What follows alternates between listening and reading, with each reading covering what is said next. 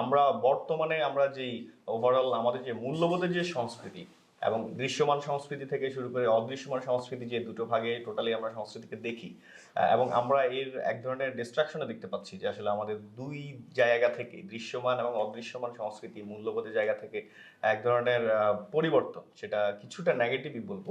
So আমরা কি আসলে ভবিষ্যতে একটা পজিটিভ সমাজ এবং পজিটিভ সংস্কৃতি নির্মাণের পথে এগিয়ে যেতে পারবো কিনা? এটা অনেক কঠিন। এটা অনেক কঠিন ইন এ সেন্স, কারণ হচ্ছে যে বর্তমান সময়ে আমরা যে ধরনের বিভিন্ন রকমের মতবাদের আস্ফালন দেখছি, যেটা বিগত আপনার 20-30-50 বছরে আমরা দেখিনি। এত মত আর এত পথ আগে আসলে ছিল না।